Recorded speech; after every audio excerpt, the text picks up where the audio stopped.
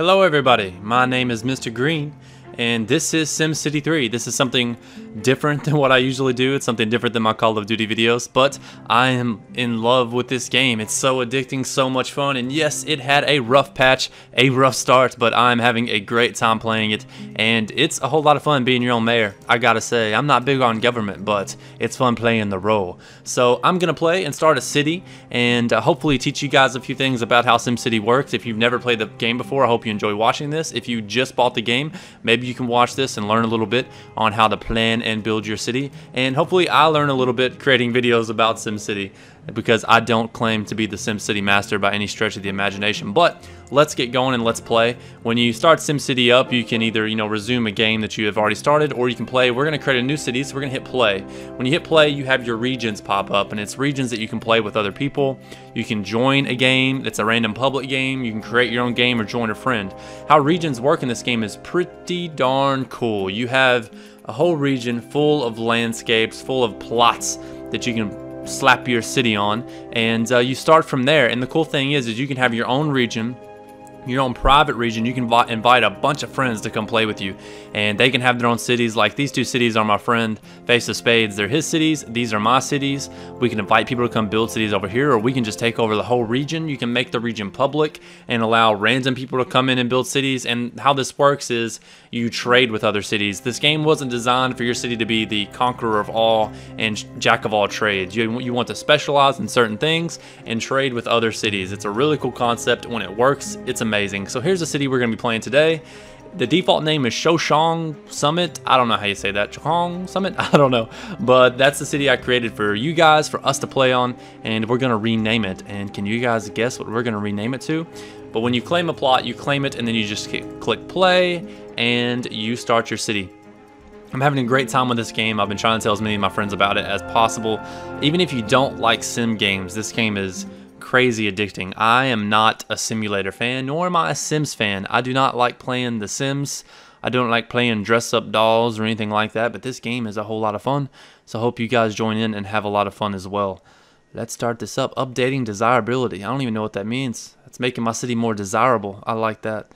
How come all these games now have all these catchy loading screens with crazy new, I don't know, titles for the loading screens? But anyway, here's your plots of land that you have starting out, and very simple. You can use the left mouse to move, change the way of your view, your point of view. Right mouse can move around the map, but I like using the keyboard to move around the map. So here's the highway, and the purpose of this is your connector toward the city. This is going to be your main strip if you choose to make it that.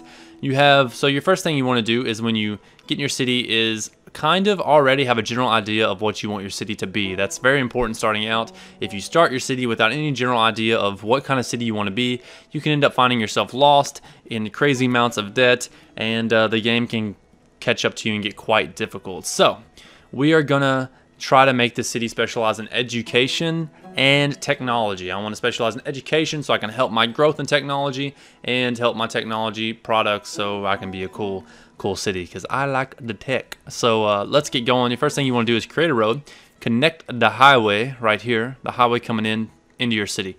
So you want to go to what's red, which is the roads, and it says connect your city, and you're going to pick what kind of road you want to connect your city with. Now, a lot of people will go with the cheapest starting out, and they will just start out with the cheapest low-density dirt road and connect it from there and go super cheap. I do not like doing that, and I don't advise that you do that, because if you go cheap, eventually you're going to have to upgrade. So while we have $50,000 in our pocket, I would like to go ahead and get comfortable, because these are avenues.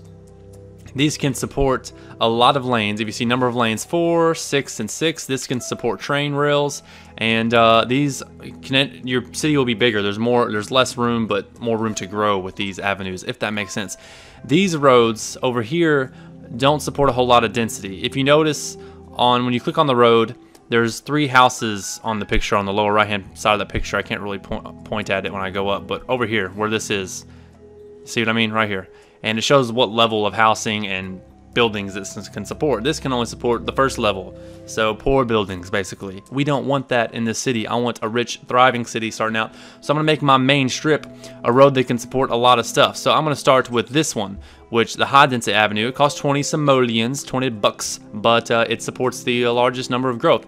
So we're gonna set that. I'm not too worried about railway cars. This can support streetcar stops, but I'm not too worried about that right now. So we're gonna click on this and we're gonna extend it out. Now, a lot of people like to grow their city as fast as possible. I do not like to do that. I recommend you start slow and slowly build your city. That way you don't end up in a ton of debt. So we're going to extend about, it's right there. 15,000 is a good number. And that's going to be our main strip starting out. That's what we're going to start with. And we're going to go ahead and pause the game and build our lots. You want to pause the game while you're building lots. That way people don't start moving in before you have your power and everything taken care of. This game is all about planning ahead, people. So use that pause button when you really just need a break. So I recommend pausing it as soon as you get this built. And we're going to build more roads and then plot our pieces of land before we start anything else. That way when we bring power into the city and stuff like that, then we can have people move in. That way they already have power. So let's go. We're going to build some roads, and I like to go ahead and use these. I like to go ahead and use high density streets. They cost a lot of money, but I'm all about that rich. So we're going to start with high density streets and start building lands. You can, if you over here, you see the roads, and you can correct straight roads, square roads, arced roads, curvy roads, and circle roads. We're going to go with square because I'm going to build plots of awesome sections. And you see these grids right there, they kind of give you, I guess, preset guidelines as to where, but I don't pay attention to those. I'm my own boss. I can do it myself. So we're gonna, I'll pay attention to it. We're gonna do this right there, and it's connected, and make sure they connect. And then we're gonna go across and pay attention to the same thing. Click. Come on, wasn't it? Hello. There we go. And do that right there. And then angle too steep. What are you talking about? What are you talking about, angle too steep? I don't understand. Angle too sharp. What do you mean? What do you mean, game? What do you mean? How is that too sharp of an angle? It's exactly like the other one. Let's see. We'll click it and then we'll hit straight and see if it lets me do it. Problem solved. Just set it straight. Okay, so this is going to be our starting residential zone. There are 3 different types of demands. You have residential demand, you have commercial demand, and you have industrial demand. Your residential demand is where people move in. This is people, just normal people housing. Your commercial, which is this blue bar, is your businesses, your stores, your malls, your movie theaters, that kind of deal.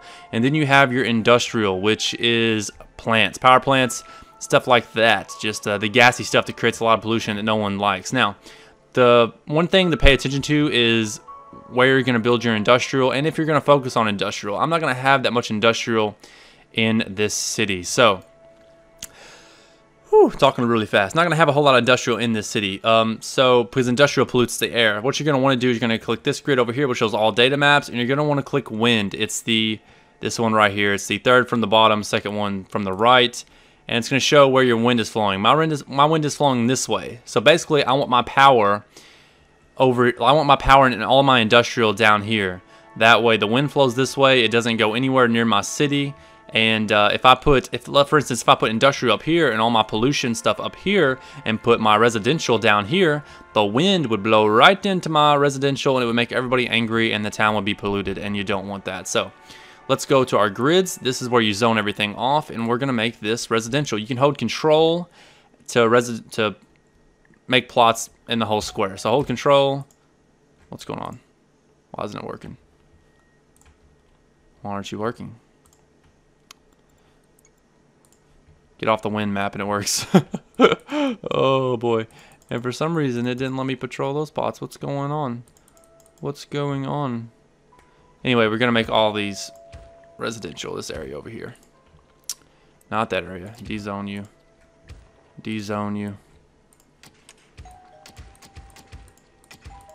Okay. Alright, so all that's going to be residential. This is where people are going to move in. So then you want to make some commercial starting out, because people need places to shop and businesses need to be started in your city. So we're going to make some more roads. And we're going to start with again, the high density street, because that's what I like to use.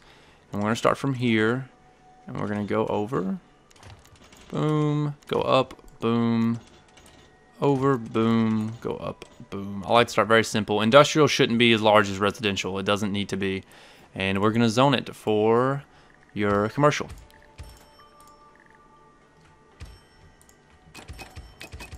There we go. Now I have a commercial area. And now we need to create power and water for your city. These are both very important because it's what your city is going to need. Your city is going to need power, of course, to power everything up. And the red lines here mean that it's not powered. You're going to need water and you're going to need sewage. But this is the basic. We have our zones for residential and our zones for commercial. And in the next episode, we will talk about power, water, and sewage and how to get that going. I hope you guys are enjoying this game. The first episode may be a little bit slow, a little bit boring, but I hope you guys learn to enjoy it. This game is about moving slowly but building a thriving city, and nothing should be rushed. I want this city to be a success. So hope you guys enjoy. My name is Mr. Green. Please show your support if you did, and we'll talk next time. Have a good one, guys.